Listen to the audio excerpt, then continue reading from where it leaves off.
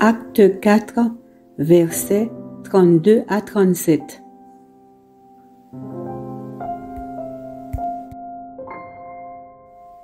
Le groupe de croyants était parfaitement uni de cœur et d'âme. Aucun d'eux ne disait que ses biens étaient à lui seul, mais entre eux, tout ce qu'ils avaient était propriété commune. C'est avec une grande puissance que les apôtres rendaient témoignage à la résurrection du Seigneur Jésus, et Dieu leur accordait à tous d'abondantes bénédictions. Personne parmi eux ne manquait du nécessaire.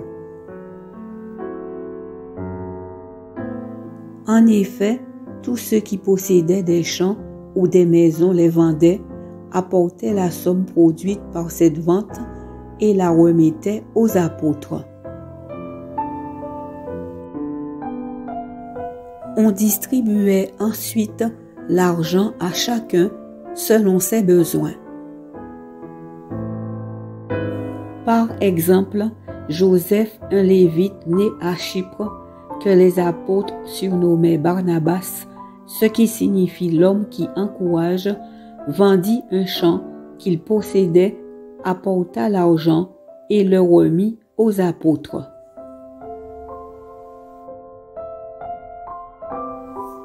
Acte 5, versets 1 à 10. Ananias et Saphira. Mais un homme appelé Ananias, dont la femme se nommait Saphira, vendit d'accord avec elle un terrain qui leur appartenait. Il garda une partie de l'argent pour lui et alla remettre le reste aux apôtres. Sa femme le savait. Alors Pierre lui dit, « Ananias, pourquoi Satan a-t-il pu s'emparer de ton cœur? Tu as menti au Saint-Esprit et tu as gardé une partie de l'argent rapporté par ce terrain. »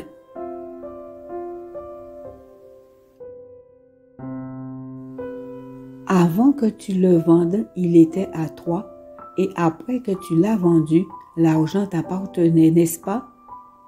Comment donc as-tu pu décider de commettre une telle action? Ce n'est pas à des hommes que tu as menti, mais à Dieu. En entendant ces paroles, Ananias tomba et mourut, et tous ceux qui l'apprirent furent saisis d'une grande crainte. Les jeunes gens vinrent envelopper le corps, puis ils l'emportèrent et l'enterrèrent.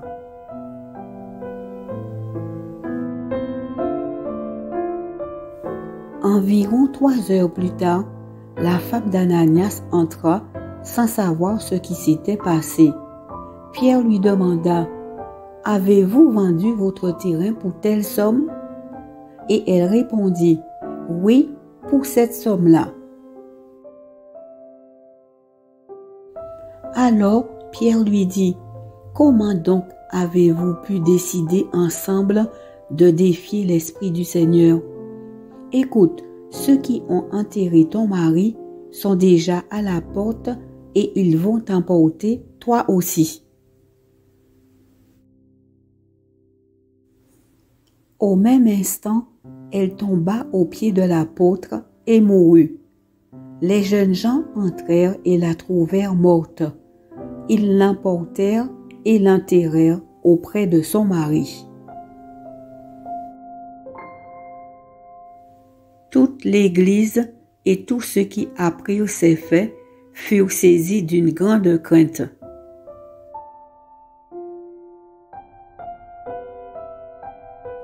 Verset biblique d'encouragement.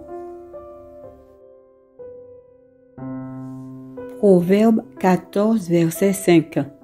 Un témoin digne de confiance ne ment pas. Un faux témoin débite des mensonges.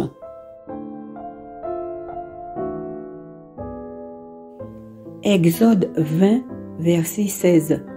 Tu ne prononceras pas de faux témoignages contre ton prochain.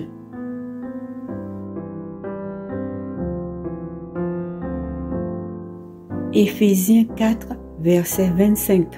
C'est pourquoi rejetez le mensonge, que chacun dise la vérité à son prochain, car nous sommes tous membres de même corps.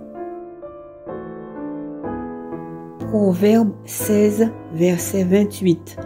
L'homme rusé provoque des disputes et le calomniateur détruit l'amitié. Jérémie 17, versets 9 et 10. Rien n'est plus trompeur que le cœur humain. On ne peut pas le guérir, on ne peut rien y comprendre. Moi, dit le Seigneur, je vois jusqu'au fond du cœur. Je perce le secret des consciences. Ainsi, je peux traiter chacun selon sa conduite et le résultat de ses actes.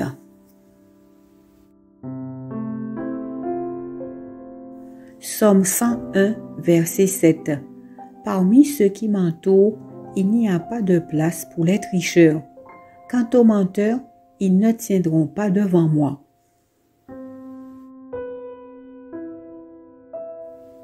Proverbe 19, verset 9. Le faux témoin ne reste pas impuni et le menteur cause sa propre perte. 1 Jean 4, verset 20. Si quelqu'un dit « j'aime Dieu » et qu'il haïsse son frère, c'est un menteur. En effet, s'il n'aime pas son frère qu'il voit, il ne peut pas aimer Dieu qu'il ne voit pas. Voici donc le commandement que le Christ nous a donné. Celui qui aime Dieu doit aussi aimer son frère.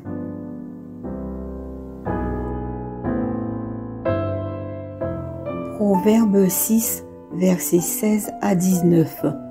Il y a 6 choses que le Seigneur déteste et ne supporte absolument pas.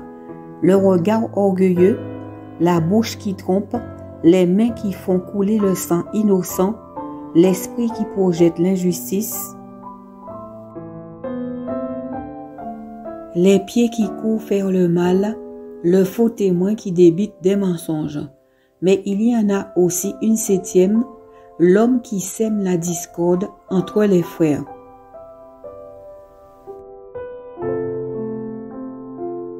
Apocalypse 22, versets 14 et 15. Heureux ceux qui lavent leurs vêtements et qui ont ainsi le droit de manger les fruits de l'arbre de la vie et d'entrer par les portes dans la ville.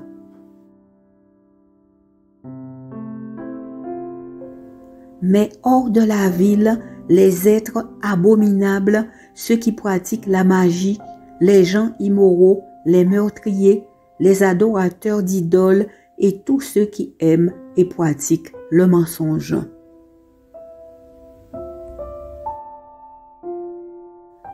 Proverbe 26, versets 24 à 28.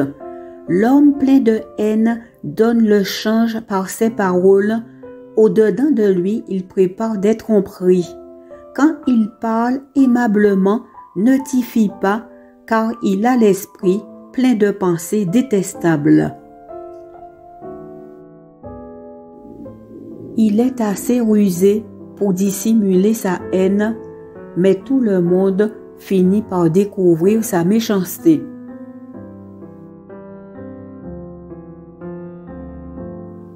Proverbe 10, verset 32. Quand le juste parle, c'est avec bienveillance, mais la malveillance sort de la bouche des méchants.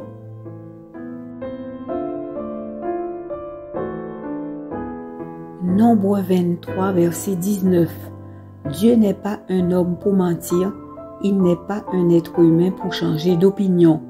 Il n'affirme jamais rien sans tenir parole, ce qu'il promet, il le réalise.